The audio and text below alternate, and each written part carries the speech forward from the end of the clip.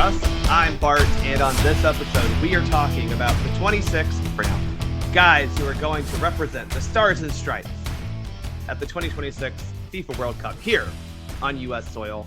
It is a momentous occasion for a lot of reasons, but mainly this is just an awesome day in these 26 guys' lives, many of whom are going to the World Cup for the first time.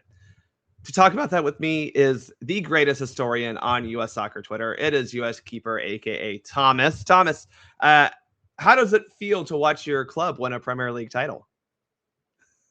That was amazing. I mean, I think Arsenal's, they're, you're a fan. I'm a fan. It's weird We are both fans. because it's been so long, and in the way it happened, you're celebrating a game they didn't play, right, for the victory, which I don't think it takes away from it. I was drunk at a bar at 5:30 for a game that none of my teams played. Right. I don't think it takes away from it, but there is definitely something that's a little bit more poetic when your team, is in control of the destiny of which is win the Champions League. I mean, to me, if they can finish it off this weekend with the Champions League, I think that would be. Oh man. I mean, that would be be great. Awesome. It would be great. I mean, I think to me, they've had some great teams in the past, a few years, and I think just some bad luck, whatever it is, just hasn't fallen, and that's sometimes just the way it goes. And hopefully they can. I'd love to see them just kind of finish that piece of it. Any team you want to see that sometimes, kind of want to see that dominance a little bit because you're tired of seeing the same teams do it, right? Like even if your team is, you're like sometimes you're like, you get a little complacent. So obviously I would love for Arsenal to win the Champions League. It was really cool to finally watch them win a Premier League title. They are the reason that my story is always like the year that they won the league most recently, so 2003, 2004 was the first year we got Fox Sports World, on I think it was DirecTV at that point in time, so it was like I had just started really playing soccer competitively. I think the year prior, and I was like, Dad, I got to get this channel. And so, we got it. And obviously Arsenal being very good at that point in time, that was the team that was on a lot of time, and really growing up, as a player at that point in time, you only had two teams to really pick from. You're a Manchester United supporter, or you're some of them were Fulham, some of them were others, but it was like Manchester United, Liverpool, Arsenal. Yeah, but Liverpool. I was not about to choose Man United. Yeah, that one. Yeah, that's tough sell for me. But but yeah, it was. It's great. So hopefully, can finish strong, and all the players hopefully will stay healthy. The ones that have been selected to World Cup squads, because I think as much as in Champions League is a huge thing to happen, the World Cup is also, and that is once every 4 years, and so some of these players have been selected on each roster to represent their country. So hoping for a great match and hoping everyone stays healthy. Yeah, I think that's the hard part right now. We do have a European Cup tie-in also to this roster for the U.S., and so let's just get into it. Here are the 26 men who will represent the red, white, and blue this summer on home soil for the FIFA World Cup. The goalkeepers, Matt Turner, Matt Freese, Chris Brady. The defenders, Serginho Dest, Chris Richards, Anthony Robinson, Austin Trusty, Miles Robinson, Tim Ream, Alex Freeman, Max Arfston, Mark McKenzie, and Joe Scally. The midfielders, Tyler Adams, Gio Reyna, Weston McKennie, Sebastian Berhalter, Christian Roldan, and Malik Tillman. And the forwards, Ricardo Pepi, Christian Pulisic, Brendan Aronson, Haji Wright, Valerian Balogun, Tim Weah, and Alex Zendejas. Look, the best thing I can say about this roster, as we were just talking injury, is as of now, no one who was on this roster got hurt from the time it got leaked till when they announced it, which included a match day of European club competition and MLS play. And I'm not even being facetious about that. I think that is genuinely a good thing. But on the bat, how would you describe this roster in one sentence? I think it's just about as good as it's gonna get, right? Like based on who was available. I mean, obviously, if there's some injuries in here, Johnny being one of note, right? Like I think it's just about as good as it's gonna get. I mean, there's a lot of nitpickers out there, and I think that to me, we'll get into that, but I really, if we again, we'll have things we'll discuss and disagree with, but about with the selection process, but I mean, it's, and most of the people are healthy. I think that's the key, right? With this, because I've followed this for a while, personally, and you get some, and it could still happen, obviously, before. We do have 2 friendlies to play, right? And if we learned anything from 2002, when Chris Armas got injured in a friendly leading up to the World Cup, and things can happen, and to me that was probably the most devastating injury there. He was unbelievable, and he's probably the best player with the most caps, I believe, that's never played in a World Cup, because he got injured in 06 as well. I don't know if he was going to be in line to play in 06. I can't. I think he was. I think he was. He got hurt a little bit before that, but I think he was. So yeah. So he missed out on 2 World Cups due to injury. One where he was weeks away, right? And so anything's possible at this point. And I mean, he got hurt so close to the World Cup. I had a poster of the 2002 team in my room, like growing up, and he was on the poster. Oh yeah. Like, because they had printed it, Yeah. Because I have to wonder how much he would like. That was obviously a good team, as deep as we've run, made it. But I always wonder if they would have gone deeper with him. I mean, it's hard to say, because they ran into Germany, which was, in that tournament, the eventual run. And by the way, if you're to find that match to watch, the U.S. plays unbelievable in that match. Yeah, they do. I mean, it's some of the best soccer I've seen. Like them playing a World Cup. Yeah, it's unbelievable. Interestingly, right now, the FIFA channel on Roku is going through, and I mean they do this a lot, but they're going through all the past World Cup, just putting out games. And today I got to watch a little bit of the USA Colombia match from 1994 and the Rose Bowl. That was a back and forth match. That was interesting. Yeah, very physical. So I would kind of, I have a little bit of a more descriptive sentence, but it basically falls in line with what you said. And mine is unbalanced, but reflective of the player pool. And I think that's fair. I mean, I think that we'll get into it when we get talking about each position, but there are some imbalances and some overloads in certain positions. But at the end of the day, there's not a healthy player that is not on this roster who would make us somehow more likely to win the tournament. There are 1 or 2 that we can talk about that maybe would help us go farther. I think, to your point about Chris Armas, there is a central midfielder that maybe would help us.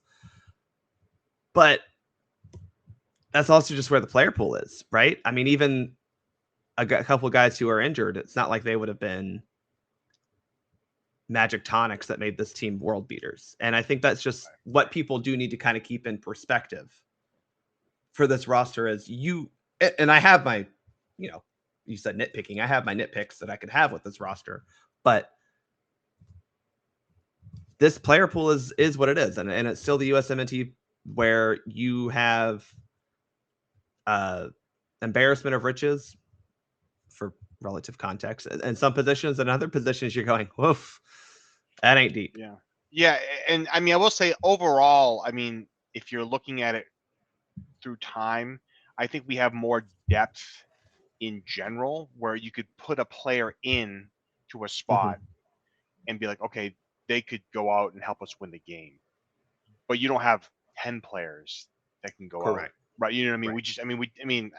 There are very few. We're not France. We're not England. Yeah. I mean, England left off Phil Foden and Cole Palmer, and not that those were guys that you can argue if they should or shouldn't have been on there. I would still say it's kind of crazy they didn't. But it's not like their chances of winning somehow plummeted because of that, right? And we just don't have anyone up to that level. Right. Period. I think if you look at this, the snubs of all time, and I'll bring it up because it's still one that hurts today, is the Landon Donovan one. I think he's the only player that we've ever snubbed that could have been, because he could play so many positions that we actually needed players to play in 2014. As good as that team was, he makes them better, right? This Miskaru didn't play a minute in that World Cup. Don't tell me that you need him on the team. Yeah. Right? Yeah. And I think that's the other thing is when you look at the starting 11 that you're most likely going to make with this roster, I don't know of anyone who we left off or who isn't here that would have made their way into the starting 11 for sure. And that's kind of where it gets hard to really call someone a true snub. Again, there are guys that there is one person that I do think that probably could have slotted into the starting 11. But, and this is something that Mauricio Pochettino talked about a lot in his press conference, was the best players versus the right players. He talked a lot about balance. Now, look, I'm aware that there is a difference between getting your best 26 players together and getting the best team together, right? I think we both agree that is different. However, this is the US national team, and unfortunately, I don't think we have the luxury of leaving off better players for a guy who just carries the boombox in the locker room or whatever the hell Christian Roldan does. Sorry to call him out like that. But like, I still think it's a little foolish to not bring the best player available, the best players available for the most part. Yeah, and I think they did for the most part, right? Like we look at this, you say, okay, there's probably not even a handful of players, right? Because you could debate the goalie, but look, the goalie position, I don't care. I don't want to hear anymore. The goalkeeper position is what it is. It is what it is. Like there's not like a better guy there. Like to me, I think I said it. Turner's my guy, but honestly, just start Chris Brady. Just start him. If you were to say Chris, who has never appeared for the U.S. national team, he's been in camps plenty, but does not have a cap. If you said, "Hey, he's our starter on day one," I'd go like, "Yeah, sure." I would feel no different. Like truly, I'd be like, "Well, that's okay." I'm a little nervous that a guy who's never played before is going to start a World Cup match, but in terms of goalkeeping, I'd be like, "Yeah, okay, fine." Yeah, I mean, to me, that there's not a huge variance between that, right? And then, there's obviously those things in there that come into play. Like, but I think if you think one player, Christian Roldan, is the glue that's going to hold the whole team together, then you've got bigger issues with your team, right? Because there's no accounting for what he does. Like he's had a couple moments. I mean, he's played a lot with the U.S. and he just really hasn't. He hasn't. Had all these moments. That you would expect a player that is being touted as the most. What did Pochettino, the most complete player ever, or something crazy like that? Perfect player. He said the perfect player, but he didn't say like he is the perfect player. He just said like, I reacted strongly to his quote, but he was basically saying he did say the perfect player, in terms of like he has pieces of everything, but it's like, well, he's not that good. If he were the perfect player, he would not be playing in MLS. Sorry. Well, and again, which rumors of Pochettino are going to go to AC Milan after this, which look, no one was expecting Pochettino to stay with the US after the World Cup. I want to go. So you're going to sign him at AC Milan when you get there because he's the perfect player? He might. Which we'll get into that later, but if Pochettino does go to AC Milan, that is crazy for Christian Pulisic. But anyway, that'll be fun. What is your biggest concern with this roster then? I mean, obviously this is not a hot take or anything, but I mean, who is Tyler Adams' backup, right? The lack of depth in that position is concerning, right? It's because I had to chuckle because I saw it this morning. US Soccer sends out, the tweet of each position breakdown, right? Because they really didn't break the positions down like they normally would during the No, they listed them 1 through 26, right? Which is kind of cool. Yeah, I actually love that, and I liked it. Which to me, the leak really took away from what that could have been.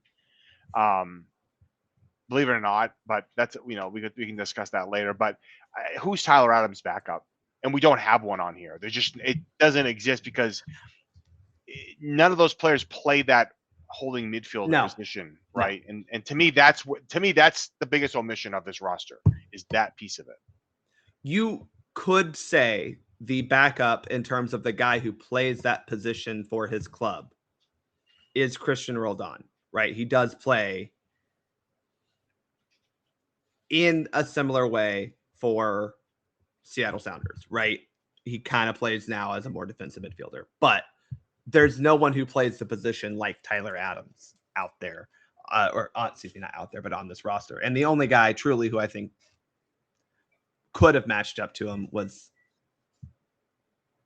Johnny Cardoso. Now, I do think, and we'll talk about this when we get into the positions, but there was another guy who I think was the most then like Tyler Adams, the second most like Tyler Adams, if you will. But yeah, I mean, look, Roldan is your backup probably.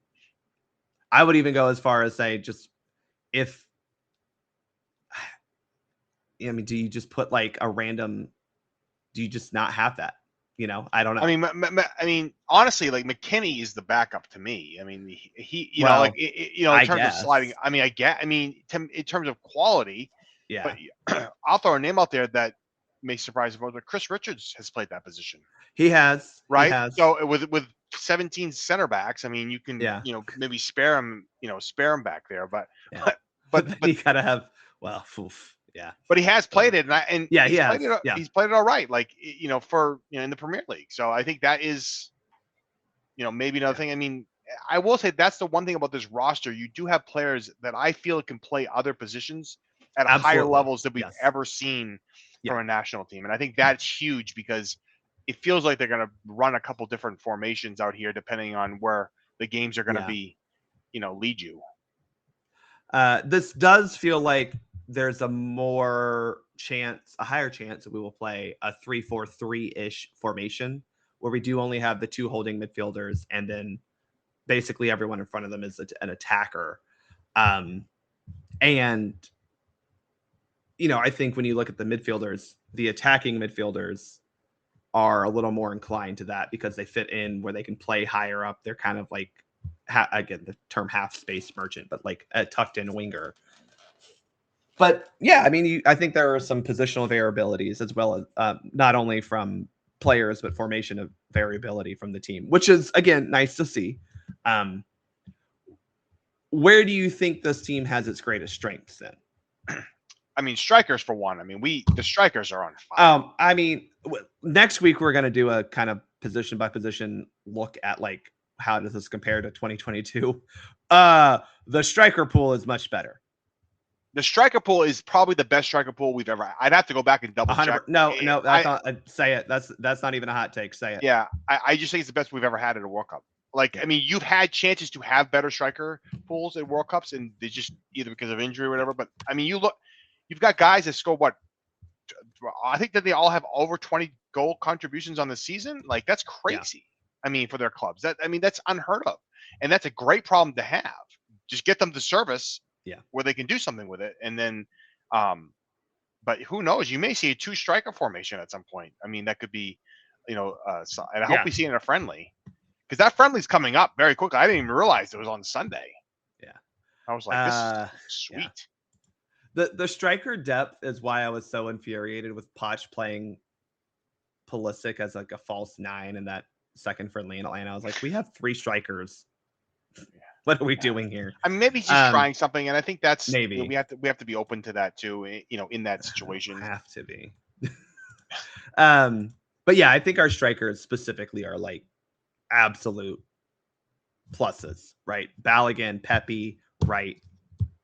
Specifically those 3, and then you add Pulisic and Tim Weah, and then even we talked about Reyna and Tillman being listed in midfielders, but are they attacking midfielders? Yes. So in that regard, are they actually just attackers? I think there is some great depth, but also like actual top level quality in the striker pool. Yeah, I think you have a good opportunity to score some goals in this World Cup. I really do. I think you've got the pieces in place on the attacking end to be able to have those opportunities, and you just got to finish them. I mean, I hope that they can get a lot of goals in this World Cup. Yeah. The most they've ever scored. That's what that's. I mean, it's really it's close to the strongest attacking piece of it. I mean, if you look at 10 to me was not the whole group, but what was used for the most part with Josie and Donovan yeah. and Dempsey, playing up there. I think that was strong, but their overall depth wasn't like this. No, I mean, no. their striker. I mean, they brought Charlie Davies got injured in the car accident. You probably should have brought Eddie Johnson instead of any Bundle. Yeah. Oh man. Yeah. But no, I agree. I think the strikers are probably the best overall group. But let's talk about each individual group. Let's break down each position, starting with the goalkeepers. Matt Turner, Matt Freese, Chris Brady. I do want to point out that the reason Matt Turner got the number 1 shirt is just because he has more caps than the other guys, which I know influences your decision on why you would like him to be the starter, but that's really it. There's no the number 1 shirt is who is the most senior player at that position, basically. Yeah, I think in the past, well, if they wanted, like if they want it. Yeah. Casey Keller obviously wore 18, so he wore that, but typically that's a great point, right? There was a couple surprises with the numbers that I thought maybe I guess the player decided what they wanted to do. I thought Roldan was going to take 6, and I thought Trusty was going to be 15, and a couple little ones there, but no real surprises there in the number side. But yeah, I mean, it's what everyone thought it was going to be, right? From a goalkeeper, there's no surprises here. I think. I do think Brady is an interesting choice, though, and not a bad choice. Not a bad choice. Just I think it is the only thing I've seen from Pochettino that is in any way, shape, or form forward thinking. Well, I think that's the key, right? Because I think I look at it this way. The reason I want Chris Brady there is because, one, he's earned it in terms of he's a phenomenal shot stopper. Right. Yes. In his time in the MLS, he's been consistent. I mean, he's still yet to have a national team cap, as you mentioned earlier. But to me, next cycle, he's got to be the goalie that gets the minutes. Like we know what the other, we know what. Well, I mean, I think we talked about this on the last podcast. There's a good group of younger goalkeepers that are going to battle out for what could be the starting position. Yeah, and look, Freese and Turner, they could battle another cycle. Sure. They're not going to be aged out at that point, right? Because don't forget, Tim Howard did his best work when he was 35. Yeah, he did. Right. But Tim Howard had also been playing in England for. Well, yeah, that's true. I mean, that's kind of the problem there, right? Yeah, I mean but that's part of in general. I think it's going to be open. I'm glad to see him. I think because he is a dual national. I don't think he would play. Is it Scotland? But you are correct. He could have played if he wanted to. He hasn't been capped by the U.S. at all. So yeah, I don't know how that works with World Cup rosters either. Yeah. Like he was the youngest of the legitimate contenders, right? Yeah. I will say, and I know you are gonna advocate for Matt Turner. I don't think you're wrong, but it's probably Matt Freese who's going to start. All signs point to that. Again, he's just wearing the number 24 because he doesn't have as many caps as Matt Turner, and that's just how it works. Defenders. This is a very weird position to me because I think there are 3 guys in this group that I'm like, hell yeah, we got them. And I do think they make us better.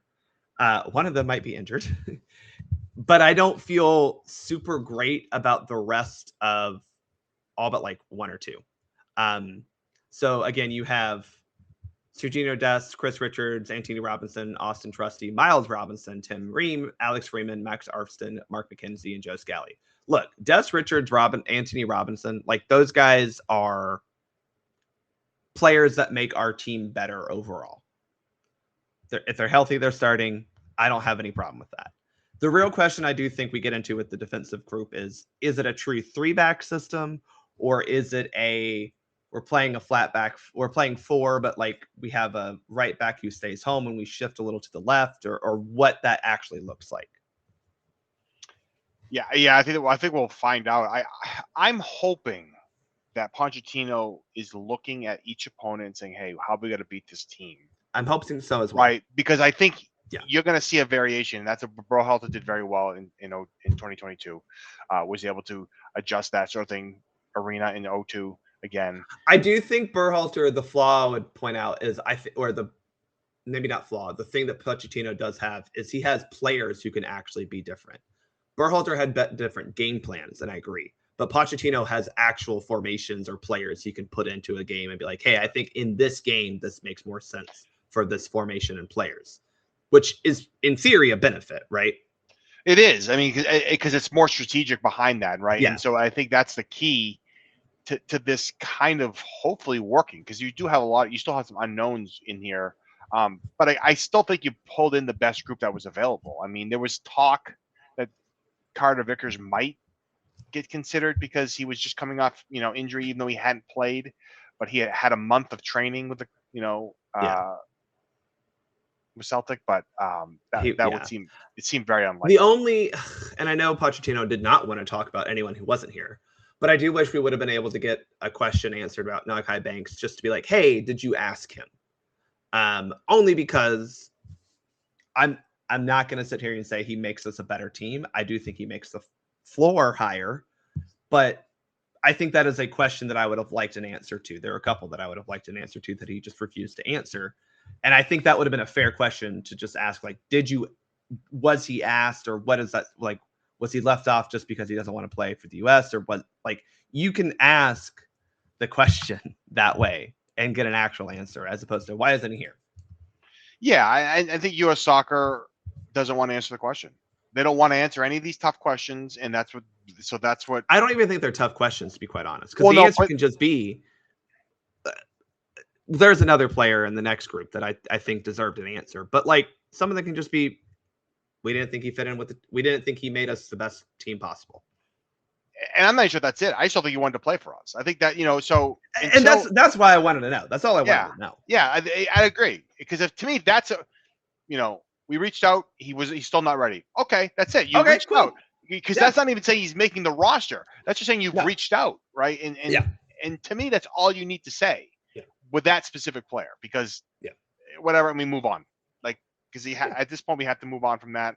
Maybe next cycle we can bring it up again. But absolutely, we should. I mean, the recruiting needs to start, now, but it needs to start for next cycle. We need to try to get him in for the September camps. I truly do believe that. But yeah, if he's not ready to commit right now, he's not ready to commit. That Pochettino can't change his mind on that. He just says, "Hey, do you want to play?" And if he says, "No, I'm not ready," then okay, fine. I'm with you though. I don't look at this and go, "Wow, there's a snub," right? And I even think bringing either Miles Robinson or Austin Trusty kind of negates any conversation of a snub at this position. Like there's not a left back that I think we should have brought in necessarily. There certainly isn't a right back, and the fact that we have three that are pretty good is nice to have. Yeah, I actually think it's whatever the reverse snub is. I actually think they loaded up too much in some respects, right? Right. Well, because there is some redundancy with, like, I mean, I had said for a long time it's Scally or Trusty, right? Like I didn't think both make it, right? And I thought that it would be Trusty or Robinson, Miles Robinson. See, that's interesting. I never really had Robinson as a consideration. I just didn't. He hasn't shown very well. That's fair too.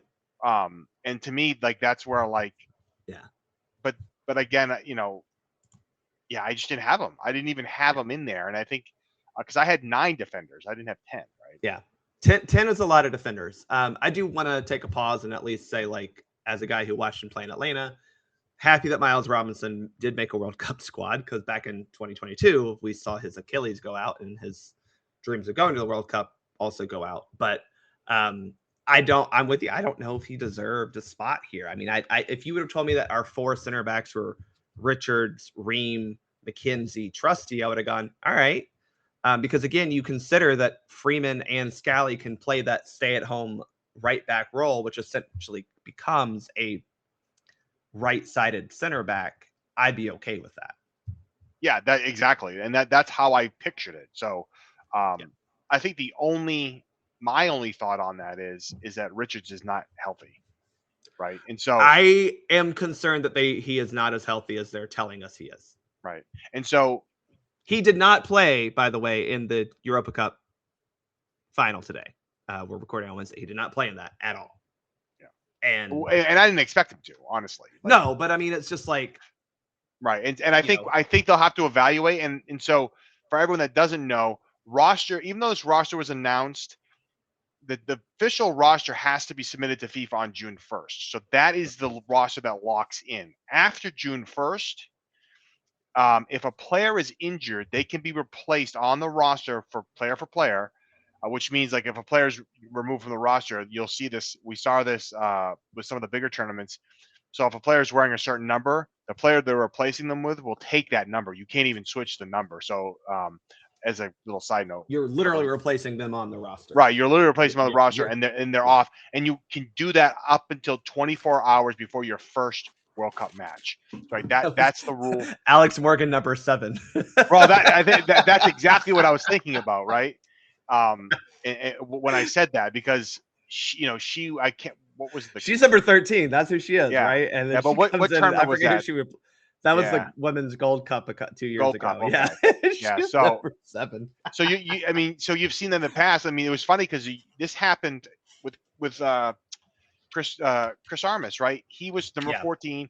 There was actually a double injury that happened, and I don't remember which order it was, but I think it was Armas got injured, replaced by Jimmy Conrad, and Conrad got injured, replaced by Steve Sherlunro, right? Yeah. And so right in 02. And so, and they're all, number 14 is what they were issued. And so that's how, which is a weird rule, but I guess if you're trying to sell merchandise or whatever, I mean, you're not screwing around every roster. Yeah, that's right. Toronto was number 14. And So, so that's the rule. I don't think he's healthy. I mean, and that is concerning, right? Because, it's one player potentially. We don't know the health of everyone, but how, who's going to make that call, right? And how does it get made? Well, and when does it get made? You have the friendly on the 31st. So again, you do have those 24 hours or however long it is. I don't know the exact deadline for FIFA exactly, but if someone gets hurt, you have time at least after the friendly to evaluate that. Right. For the final roster, right? And then you play on the 6th. Yeah. And if anyone gets injured there, then what you're talking about is they become a replacement. Right. So that would be interesting. And I'm guessing they're going to try to run this as deep as they can. And that's why. Yeah. I mean, we may not see Chris Richardson either. Right. I don't expect to, honestly. I don't expect to see him in either one. I mean, because even if he is healthy and ready to play, there's no benefit of giving him give him an extra whatever it is, 17 days or whatever it is, 16 days. You had 26 guys on the squad. You have 23 on the match day roster. He doesn't have to be a part of that. So So and I will say that, in my opinion, I don't want this to happen, but if we're playing this game, if Richards is deemed unable to perform, right, because of his injury, I don't think he's replaced with the center back. I do think that's where you see maybe one of those defensive midfielders we're about to talk about get put on the squad. Does that feel like it might be for you? Yeah, I think it's. I mean, it would be very strategic to do it this way, right? Because I think you have to kind of, and again, maybe this is where it all comes together. If he's injured and he can't play, he can't play. Like we can complain all we want.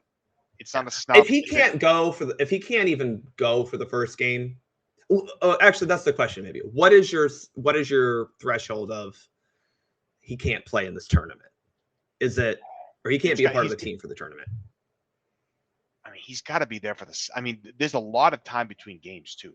Right? There's a whole week between the first and second game, which is crazy. Yeah, right. That's unheard of, right? There's a lot. Usually, it's like 4 days. Yeah. Right. And 6 in between the second game and the third game of the group stage. So and a lot of time possibly for the knockout. Yeah, I would say he's got to get. I'm debating second or third, right? Like it's that weird, because the thing is, if he's not ready to go by June 19th, that's almost a full month of his injury. Actually, that might be a full month of his injury. Like that to me would be all right, buddy. Like if we don't think you can go by then you're not coming to this World Cup. Sorry.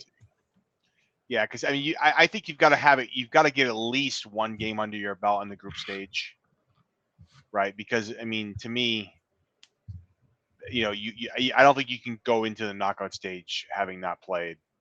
Yeah. Let me see. So he played on the 17th of May. So. Yes, and that's when he got hurt. I think is when he got hurt. So that's my thing is if you're not ready to go a month after that, I don't trust that you're going to be, as you said, good to go for the knockouts. And I just don't want a guy making his first appearance in the knockouts. And that sucks, but that is unfortunately the decisions you kind of have to make with these types of with the tournament play, Yeah, and he's going to have almost 4 weeks from the 17th to the 12th. I mean, which is almost 4 weeks. Of healing, and that's the first match, right? And so so he's got almost 5 weeks of recovery in there, and so I mean that's what they're going to have to decide. I mean, they may be coming up right against the 11th and being like, can he do it? Yeah, like and making and that is again, I think one of the luxuries of playing at home is if you make that call, someone's going to be coming. But where is that? Only and where is that player? Like, where? I mean, are they getting update? Like, can you train? Can you have extra? I mean, they're having 2 extra goalkeepers, so obviously you can do that for a period of time. But I don't know how. If that. I guess you could. I mean, I guess you could bring as many as you want, right? If it's just training, I don't think that. Yeah, I don't know what they're training. I don't think there's any real limit to the training players. Which shall see. Let's move up the field to the midfielders. This is the position group that I have the most problems with, and it's just because I am scared of what happens if Tyler Adams and or Weston McKennie go down. And that's just the fear. I will also say that if Tyler Adams, before this roster came out, and had they picked the people that I thought should be there, if Tyler Adams were hurt, I don't know if anyone else would still be a good option. Is that fair to say? Yeah, I mean, I think we saw last in March, right? Like what deficiencies we had in front of an inexperienced back line, right? And so my hope is Adams is going to be able to do some things back there to destroy, get rid of the ball, and keep them a little bit more organized with his experience. Because again, he brings a whole other level of that, right? And I think that's the key when we look at that. There's not a player that can replace Adams, right? There's just not. We talked earlier, like there's not this guy. Yeah, he could fit in there. I mean, Johnny maybe a little bit, but I think Johnny's still. I don't think he's at that experience. He's not at that level that Adams is, in my opinion. Yeah. But he is a guy who could, and he's obviously hurt too. Tyler Adams, Gio Reyna, Weston McKennie, Sebastian Berhalter, Christian Roldan, and Malik Tillman are the guys in the midfield. Now, I think there's a no doubt, there's a difference between attacking and defensive midfielders, or holding midfielders, I should say. I am intrigued that Weston McKennie seems to be the guy who will now be a holding midfielder after not really having played that position for Pochettino. Yeah, it's a weird one. I mean, his season has been a great one, but he wasn't playing there, right? And so I think that's where he played a lot of places for Juve. Yeah, I mean, and I think that's a great thing about McKennie. He can play just about anywhere, and maybe he's got plans to say, look, push forward here, hold back there. Maybe there's different game plan, and I think he's a player that if there's any player on this roster that can do that, it's him, right? And so that's where there is a lot of value and flexibility with what and where he plays. We have sometimes run a 4-3-3, sometimes a 4-2-1-3, depending on how you want to look at it. Sometimes it's been more of a 3-4-3. It just does feel like Pochettino prefers 2 guys in that holding midfield spot and an attacker in front of them. So for me, the fact that it's Gio or Malik plus maybe one of the other forwards could slide into that position doesn't bother me. What does bother me is when asked about it, Mauricio Pochettino said that Reina, Tillman, Dest even could play that spot, that 8, if you will, but definitely the other holding-ish midfielder spot. I don't know if I buy that. I mean, Berhalter played Reina at that 8 spot. I don't know if he was just mad at him, but he did that a few times. Well, Reina, Berhalter's system had more of a single pivot and 2 attackers, but like the 8 was a little bit more withheld. So like this is definitely more of a double pivot than that. Yeah. was. Yeah, So he held back on that. Yeah. Yeah. Well, look, we're talking world-class athletes here. Like we just are. I'm not big on playing players out of position a lot of times. This is a little bit of a stretch for me to say some of these players. I mean, because to me, I would want to have, if this was going to be the case, I mean, I have no idea when they found out if they're going to be on the roster, but if Pochettino is considering, hey, this group of players who are playing center mid, you're going to need to be able to play, 2, 3 center mid type positions. Like, get in your mindset, work it over the next couple, since from the March window on or whatever it was. Like, we're going to try to be versatile in there. And I mean, if he's communicated that and they understood that and they're training and mindset, maybe. But they're not. I just don't think that Reina or Tillman, I want to put defensive pressure and responsibilities on them in a we need you to do this versus a when you're higher up the field, your defensive priorities are different than that holding midfielder role where we need you to win the ball back versus we need you to apply pressure in a coordinated stunt. Yeah, I can see us getting burned in this position if you oh, okay, we got a 2-goal lead. We'll pull Adams out, give him a little rest, right? Oh, shit, like breakdown. Oh, crap, we give him a goal. Shit, we haven't, I could just see that as a possibility because I don't think you can take Adams out. Right? No, that's my concern. Right? I don't think you can take him out because there's no one in there. Like, again, maybe Richards, but I'm not. No. I don't think Richards is going to play. I just don't. That's where I just do not understand why you would leave off both Tanner Tessman and Aiden Morris, because those are guys who factually can play that defensive midfield role, especially Aiden Morris.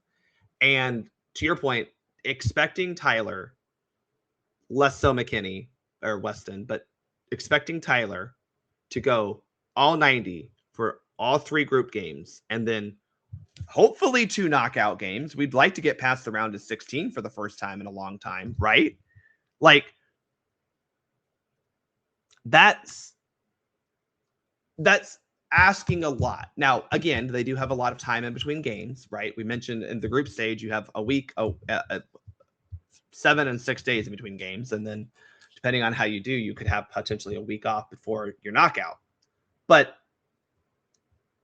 I'm still like, I don't want to rely on a guy who gets injured a lot, who was injured this calendar year, by the way. Yeah. I mean, Tyler, when he's healthy, when he's healthy, he's great.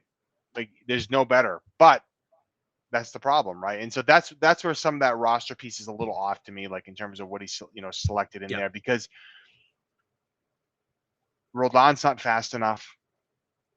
Berhalter's not fast enough. Like, they don't have the speed to defend in the way they need to be. They're not defenders, and neither one of them. Berhalter is not a defensive midfielder, right? No, and Roldan has transitioned into a defensive midfielder as he has slowed down with age. And yes, he's doing well in MLS.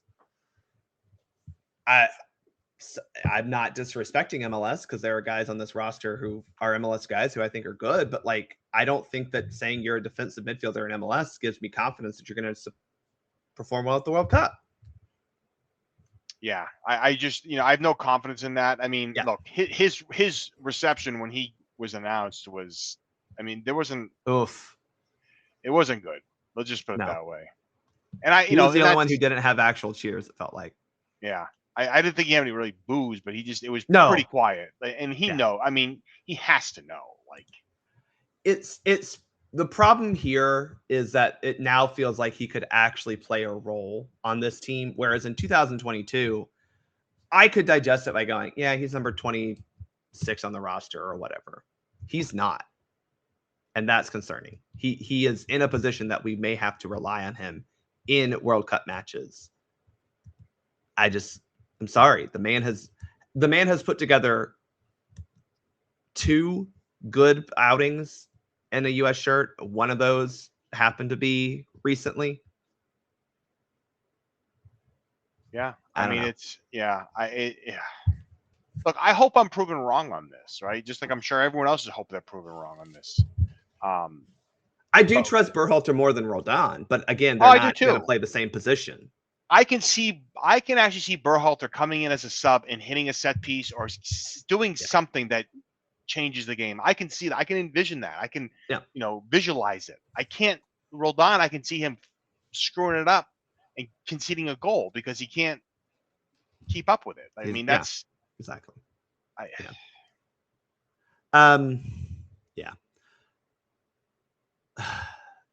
Let's talk about good things. Let's talk about the attackers. I think this is the least controversial, even with the one name that everyone thinks deserves to be there. I think these are the right attacking players that he chose. You have, again, Ricardo Pepi finally getting his call up to the World Cup. Congrats to him. Christian Pulisic, Brendan Aronson, Haji Wright, Folarin Balogun, Tim Weah, and Alex Zendejas. I'm sorry. These are to me, this is the right group of forwards to be at this World Cup. I mean, the question I have is, did they all get minutes? Right? There's a lot. I mean, right. That's a great question. Because there's a lot of good, assuming everyone stays healthy, I could see Aronson getting in there because Aronson will get minutes because he's one of those who can play several positions. So I think he'll just get in for hey, someone needs a spell. I see Aronson playing for sure. For sure. I mean, Zendejas is the one I don't know. To me, Wright and Zendejas, I don't know. Yeah. See, but that's not a bad thing because if we have to give them minutes, I trust them. Somewhat.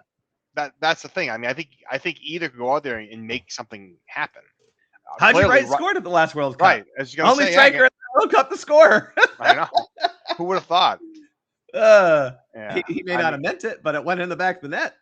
It's all counts. I mean, it's a goal. It's a World Cup goal, no matter however you look at it. So, I'd be curious to see how Weah's going to be kind of an interesting one for me. I mean, the thing is, Weah will be interesting, right? Where does he slot in? Is he going to start? Is he going to play fullback? They have. I mean, none of this matters. Pochettino did mention that, and again, if you're looking at possibly playing that more 3-4-3 formation, where you're 3 attackers or a striker and 2 attacking midfielders, but 2 secondary strikers, if you will. I don't know if Weah fits into that the way that he would fit into a 4-1-3-1. You know what I'm saying? Yeah, I like Weah coming up the wing crosses. Or 4-1-4-1 or whatever. Yeah. Crossing to, striker. Yeah. Right. I think that's where I think that's where he does well. But if you have Sergiño Dest on the right side playing anywhere on the wing, how does that work? I'm not saying it can't work because we've seen it work, but it's if you're playing the 3-4-3 per se, and Dest is your right midfielder, is Weah your right-sided attacking, right-sided striker? I don't know. He might be. I don't know. It's Again, he'll have to figure that out. But the thing is that Weah, Dest, McKinney, Pulisic, all these guys need to have tournaments. If 100%. They've got to have moments, multiple goals, multiple goal contributions. We've got to see 100%. That come to play in this, because I think if we have any hope of doing anything of significance, it's got to all come together, and you've got to be shit, holy cow, it all came together. This is unbelievable. And I think it can. I think it can come together, but it's got to. Pochettino's gonna he's gonna have a lot of chess pieces out there, and I think he's gonna be clear in what the players' roles and responsibilities are going into the tournament, which I don't think Berhalter did a very good job at saying, "Hey, this is what your role is. It might be more, but this is how I envision this." I would say Berhalter told them what to do on the field, but not their role overall, and that is hey, Christian, your job is to make things happen for us, versus Christian, your job is to pass it here, or here, depending on X, this defender, this defender, or this defender. Those are 2 different types of instructions. You know what I'm saying? Absolutely. And I think that is critical. I think any player, I don't care what age level you're playing at, needs to understand what their role is, what their responsibility is, and what the expectations are, if and when they're going to get into the game. Because I think that's where they have to prepare, right? Prepare to start, prepare to play everywhere. But like, this is how I see it as it currently stands. And that's going to change match to match, right? And so, and I think I get very frustrated when I see that at a little bit of the higher youth levels, high school for sure, where that's not clear. That message isn't clear. And I think that's on the coach. Players don't, some players aren't like, they're going to go out there, they're going to perform, but they need to have a little bit more guidance from their coaches in terms of that. All right. So those are the positions. Again, there is one position group that I have problems with, but at the end of the day, the players that I would have replaced them with don't necessarily magically make us. They make us better, but they're not guaranteeing us another step in the, another win in the tournament or whatever you want to say. Does that make sense? Yeah, correct. Yeah, I would agree with that. Okay. So let's close this out. Thomas, who are your snubs on this roster? I mean, there's no glaring one. I mean, Tessman I still don't know what the hell his injury was. And I think to me that's looming over whether it's an actual snub or just not. He wasn't. That is what bothered me about Mauricio Pochettino's answer. Is that question was, and I don't think it was asked correctly, but I think that question was asking, did you just not pick him? Or is he more injured than we've been told? I think he didn't just pick him, because if he's injured, say he's injured, that's the excuse. You're out of it, right? You can absolutely say, hey, look, he picked up an injury at the end of the season. Based on the reports we were getting, he would not have been ready in time to go to, or we weren't sure if he would. Right. You can make up an answer for that. Yeah, but if that's the case, though, you can do that. And I just looked it up. Teams can carry 9 practice players on their training. I don't know up until when, but they can at least until the World Cup. So 9 players. I mean, I'd be bringing in Tessman and Morris and all these other guys, right? Yeah. Luna in general. I mean, I know it's like we can't do that. Look, why not? To me, if any of these players get injured, you're not replacing a defender. If a defender gets injured, you're not replacing another defender. You're the only defender you're replacing. No, even then, no, you're not replacing Serginho or Jedi, because you have guys who will play there. You might pick a left back, but who are you picking? Right, that's the thing. I don't see another player like you've taken all the defenders. Yeah. Right. In my opinion, you took every available defender. John Tolkien. Yeah, he's injured. You can't call him up. Right. Oh God, you're right. Yeah. Right. So like, who do you call up? So you have to call up another position, right? And so DeAndre Yedlin, bring him up out of retirement. Come on. He's had 2 chances. All right. Oh boy. But I think you look at that. I mean, it's Tessman. I want to know about that one. The obviously and then you look at Morris. Kind of in a dual piece of it. I mean, I don't think he's a snub in the sense of like, oh no, my God. I don't think so either. I think it's just curious you didn't take either one of them. Yeah, I would agree. Yeah, and obviously the one that everyone is thinking is a huge look. It's a snub. I don't disagree with you, but it's not like, oh, now forget it. Just don't even go bother playing the game. Obviously, Diego Luna, right? And we talked about this year ago, 2 years ago. He has to be in a certain form at a certain time to get that consideration. That's just the type of player he is, and he got it in moments, and he made the most of it in those moments.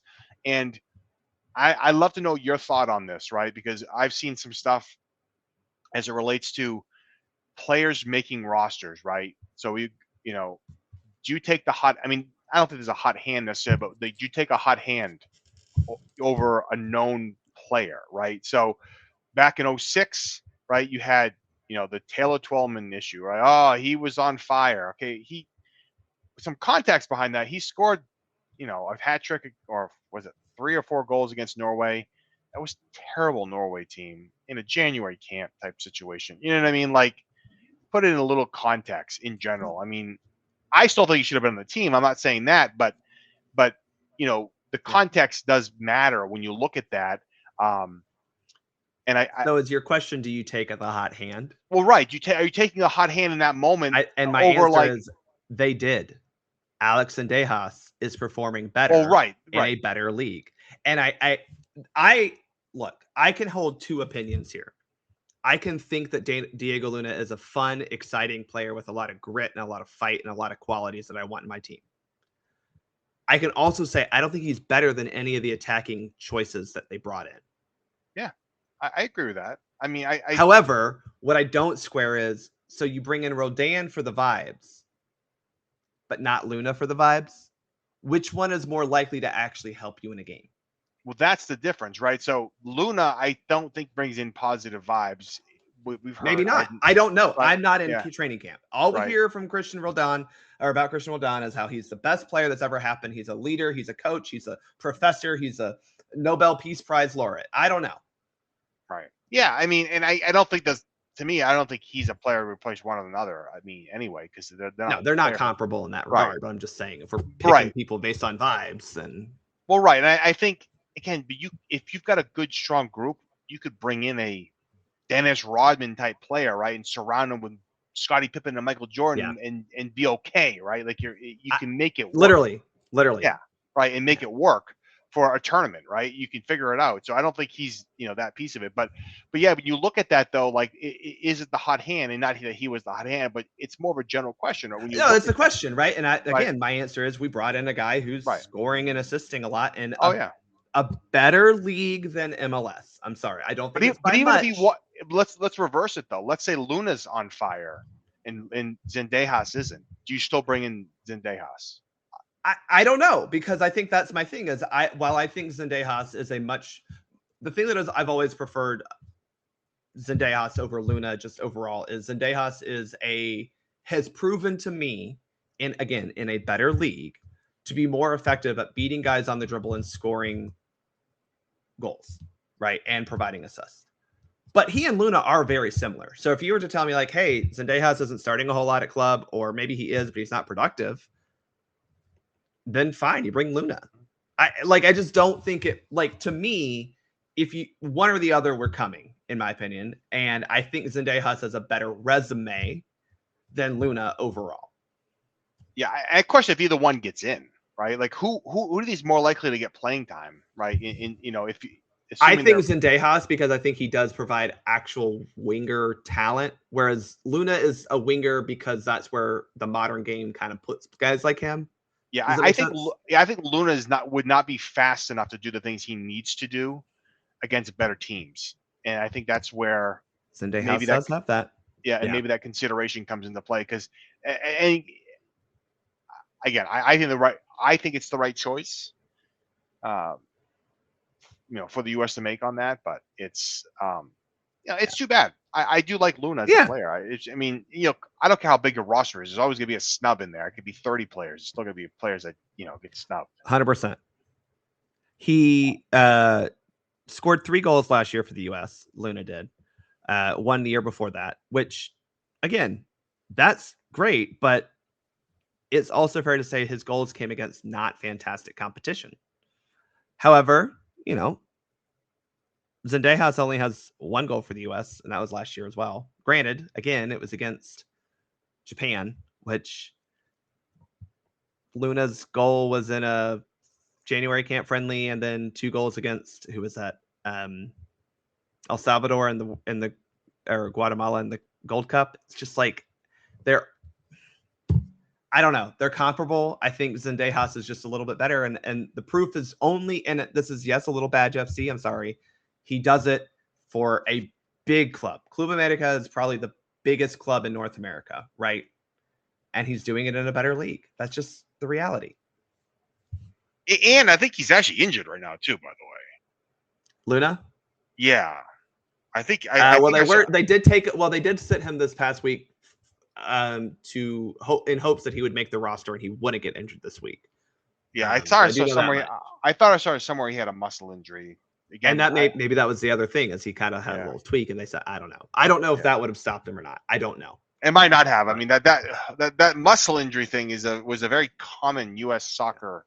I think Tessmann being left out is a bigger problem than Luna being left out. Oh, that sure. is my take on this, because Tessmann is a guy who I truly believe would have actually played minutes, because I think he could back up either of those double pivot positions.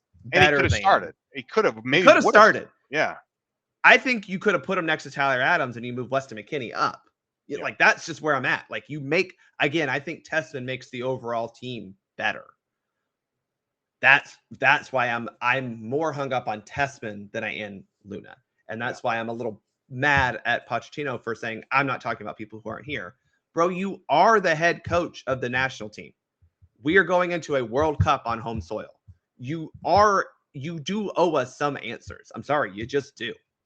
I mean, I'm curious. I mean, I saw an email. I don't think it was real, but I'm curious. Like, to me, this is 55 players, right? There's probably 35 to maybe 40 players that deserve a phone call to say that didn't make it. Say, hey, guess what? You didn't make it. Here's why. Stay ready, because you could still have a chance, right? Yes. To me, because his friggin' message was pre-recorded to every player. That is going under reported, I think, is that his message to the players he picked even was a pre-recorded. Yeah, exactly. Now, part of that, I think 100% could be language barrier issues. Not that he truly has a big issue with, English language, but I could see that.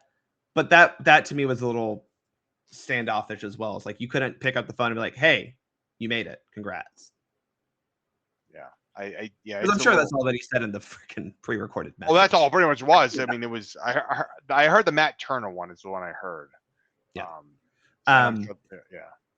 Let's talk about that, because I think Pochettino looked like not a great guy after this press conference, from my opinion, and it's my podcast, so that's my opinion. He kind of seemed like a type of boss I wouldn't want to work for.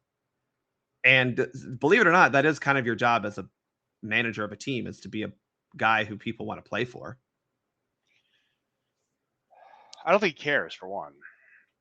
But I also think U.S. Soccer has a pattern of allowing or protecting their coaches for tough questions. I mean, Lawrence will speak to this, right? He asked a tough question of Berhalter, and Berhalter gave this look like, who the hell are you? Yeah. Response. How dare he ask a question? Yeah. I'm like, and that's a valid question. And he's like, and he even responds like, what's this? And like, and U.S. Soccer didn't have control of who was going to be asking the questions, right? And they can say whatever the hell they want. They're very in control of who asks what questions, right? And who gets that access, right? And so to me, that's crazy. You're setting a narrative. Look, it's okay to be asked hard questions. Like, that's the job. That's what media is designed to do, is to ask hard questions. But they're not even doing that. Like, they're not even asking. I don't even think these questions are that hard. Well, they're not. The problem. Yeah, they're really not. But I don't think they want to ask anything. I think they just want everything to be hunky dory and just to be, all sunshine and rainbows. And it's okay to like I don't know. It's maybe a Bill Belichick mindset behind not. I rather you just answer like he does than to just avoid it altogether, right? Yeah. You know what I mean? Like, you're not going to like it, but if it's that way all the time, it is what it is, right? Yeah. Because sometimes he's nice and he answers questions and he gets, but then he does this and it's like, bro, what changed? Because I'm not saying that it's necessarily bad to email the players who didn't make the cut. I don't, because I do understand to an extent, like, calling them, while yes, it's delivering bad news, the call is not going to answer questions for them. And I don't disagree with him saying, I'm not going to call you and explain why you didn't make it. However, and this is where, again, I think we get to does he owe us something? I think he does in some respects. He and or his coaching staff do owe these players who made the 55-player roster and then did not make the 26-player roster at least the opportunity to ask, hey, what did I need to do? He's like, well, we communicated that to them. Well, yes, but if I'm a player, I'm going, but I did X, Y, and Z, like you told me. Where am I falling short? I don't think it's fair to say I don't owe them an explanation, or they know why. I will say this though. When it was 23 players, it was a 30-man provisional. So you had 7 players you had to answer to, right? So 55 is it's a lot. I'm not arguing that. Yeah. It is insane. That's what I'm saying. Like if you're paring it down, it's 35. We can't even come up with probably 11 players that we would consider it over someone else. If obviously if they're healthy, it's a different story, but like it's very hard. Like having 40 players and say, hey, this is your 40-player pool, you'd have a hard time really coming up with that sort of thing for a provisional roster. So 55 to me, I get it, that's a lot. Like and but they may not do even I do take to your point though of like there's got to be a handful that you want to call to say, oh, for sure, man, you didn't make this roster, however you are in our next group of play. You please stand by, whatever you want to say, just say, hey, but please stand by because we do consider you a replacement opportunity if someone gets injured or whatever. Yeah, and you'd have to think that's out there though, right? You'd have to think that, because you're crazy to think a player might not get injured. You know what I mean? Like I can you imagine like the player's like, yep, I'm done. I'm going. Season's over. I'm gonna go. Yeah, I mean, legit. What if Tanner Tessman, just because I think he's in that group, right? And we don't truly know who all the 55 were, but Tanner Tessman says, didn't make the roster. And he goes, well, I live in Lyon, France. I'm an hour by train away from the French Riviera. Guess where I'm going for the next month. Right. I couldn't blame him one bit. I'm going to go get drunk in Saint-Tropez or Nice. Like, hell yeah, brother. I mean, it's a quick flight over, but like if you need it like days before, like, yeah. I mean, but if I'm drunk on a beach for 5 days, I ain't ready to play soccer. Well, that's the thing. You want to have these players have, and that's why I wonder what, like, if why more teams aren't bringing in like 5 extra players or 6 extra players into the training, and say, look, because they did it with goalies, right? They did that. Diego Coaching, I can't remember the other guy. They're bringing in 2 extra goalkeepers. Yeah, I forget into who camp. Was, but Koken was one. Yeah, Koken's one of them, and so, which I guess is common to see, because you obviously don't want all your your goalies be taking all sorts of shots during camps. Sure. Yeah. I gotta find that note because I gotta mark that down. Interestingly enough, we had an American goalkeeper who also is going to the World Cup. CJ Dos Santos is going to play for Cape Verde. He was a U.S. Youth International and now he's playing for Cape Verde. He's that descent. But who's the other one? Darian Ferry, who played. I cannot pronounce his last name, and I apologize. Plays for San Diego as well. Is a U.S. Youth National Team goalkeeper who another one to keep your eye on. But anyway, that was random aside. Rick. It's Rick. Andrew Rick is the other goalie. Yeah, from Philly. Yes, Philly. Yeah, that's it is. Interesting. Yeah, I can see it. And that I'm glad Koken's getting that opportunity. I do want to I think you and I have been on the same page with Koken. He's not ready. Like he and Chris Brady are basically the same age. Chris Brady is starting for an actual professional soccer team. Boom, there it is. Does this roster change your projection, evaluation of how the team will do in this tournament?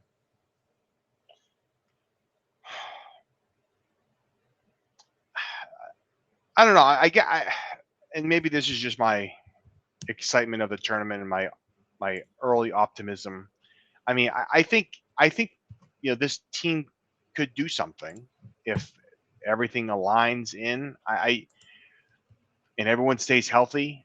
I think you can do something special with this group, minus the 4 or 5 potential snubs people have talked about. But I just because they've been together for a while, right? The 13 players on this group, was it 12 or 13 players played in the last World Cup? Like a bunch of these players played in the Copa America. A bunch of these players played in the Gold Cup in 2025. Like like you have a pretty core group of players that had battled together, right? And so now they have to all come together in in the coming weeks, right? Because we're down to that, and find that continuity, find that support, find your role, and go ahead and do it. I mean, because I don't. One of the things that's always interesting to me, I remember with the Landon Donovan snub, but you don't hear much of the players ever really talk about the impacts of a player not being on the roster. And that perspective is interesting to me. The Donovan one, I think, it pissed off a lot of people because I think yes. Yeah. And I think that one there was interesting because I think Tim Howard spoke up on it. I think Dempsey said something about it. There may have been a couple other players that said, "Hey, this guy can help us." Like, there were, and not that it's the players' responsibilities to have a say in this, but I don't think we have that. I mean, Tessman to me might be that in some respects, because to me, if he's healthy, that it is an odd omission on that, right? Yeah. I mean, I'll mention a name, and it was never, I think, really an option, but Yunus Musa, right? Like he just screwed himself. Man, he screwed himself over. We had to put him on this podcast, on this episode, because I'm with you, Yunus Musa. Yeah, he screwed himself over, and I'm pissed at him because if he goes to that Gold Cup, I think he's on this roster. I think he's on this roster, right? I don't see anyone in the midfield who would have beat him out fairly. You know what I'm saying? Yeah, because he falls in the same line of he wasn't playing much like Reyna, but we know what he played can enough. do. Yeah, he played enough, right? He played enough where I felt okay, but again, he lost that piece of it, right? He screwed himself because he just didn't want to go to the Gold Cup, and he wasn't Pulisic, right?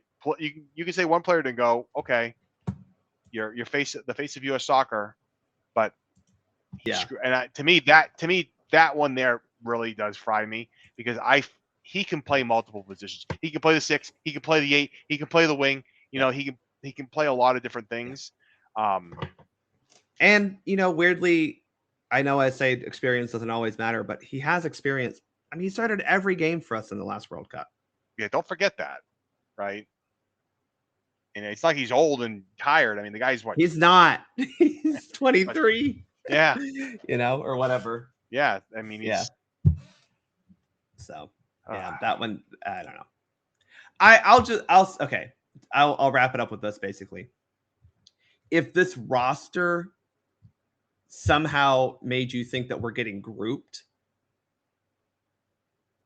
I don't think that makes any sense because and again, I think the logic could be, if Tyler Adams gets hurt, we're done.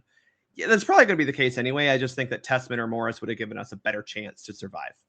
Well, I agree with that. Yeah, I think that's a valid way to put it, right? Yeah. Because I think the group is a weird thing, right? You look at get three teams. 3 teams can get out of the group. Not guaranteed, but 3 teams can get out of the group, right? 8 of the 12 third place teams will go. You're looking at a win and a draw, which is very doable in this group. Yeah, 4 points probably gets you out of the group. I mean, 4 points could. And let's be honest, I think in this group, 3 points could, because I don't necessarily see any of these games being blowouts. Right. I mean, it's a very balanced group, and I think that's the challenge, right? I can see a lot. You could easily end this group with only 3 points and still a 0 goal differential. Yeah. Well, I have a piece coming out about that. Actually, it's kind of interesting.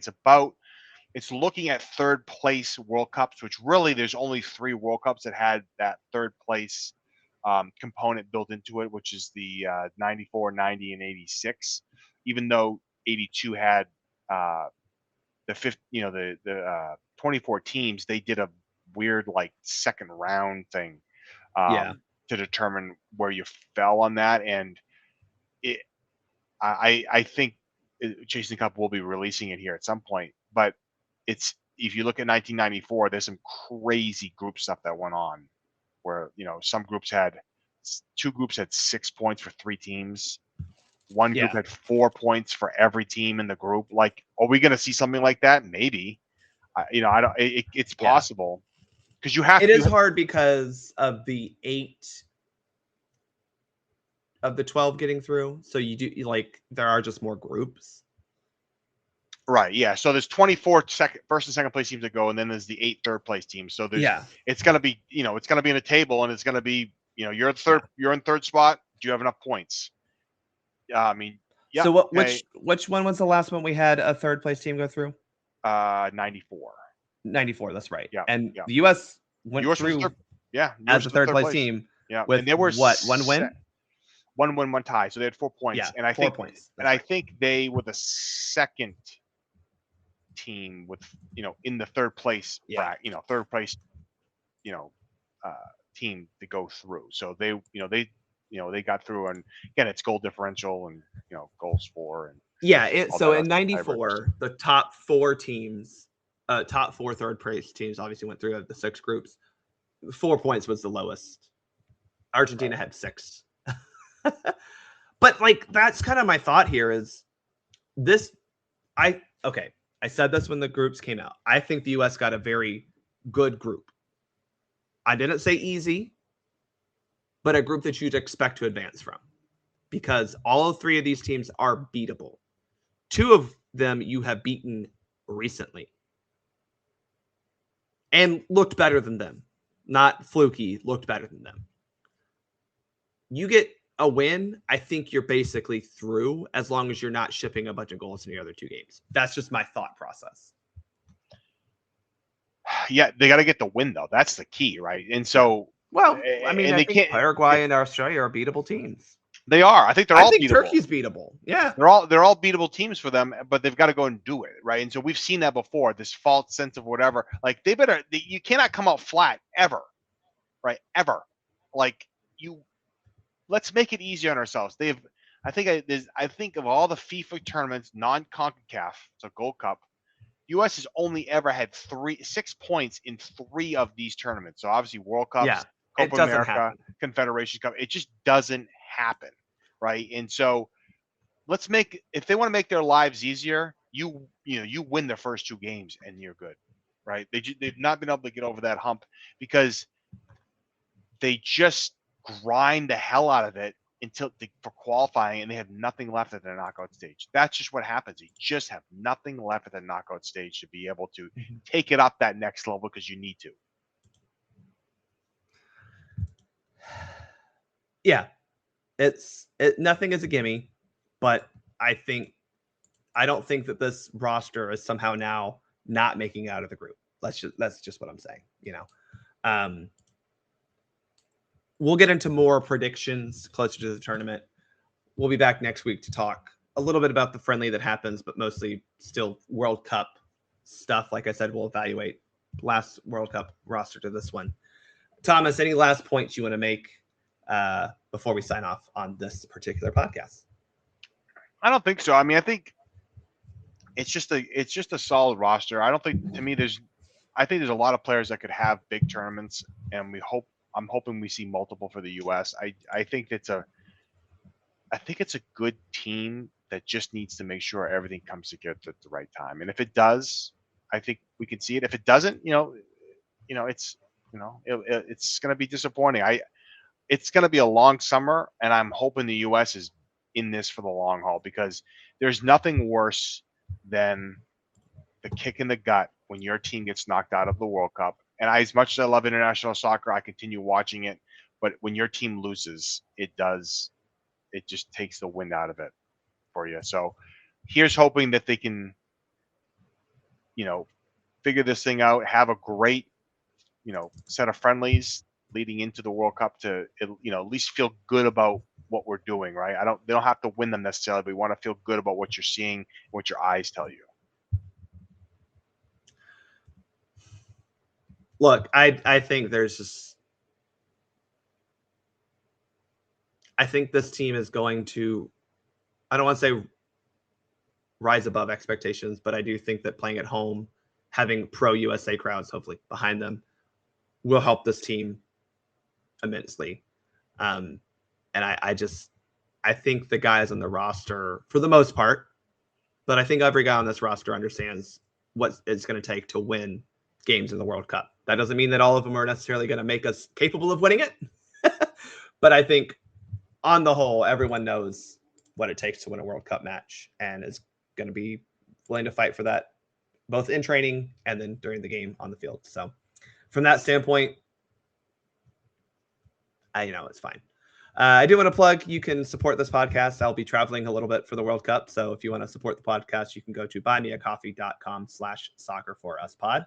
You can follow Thomas on Twitter at USKeeper. You can follow his work on chasingacup.com.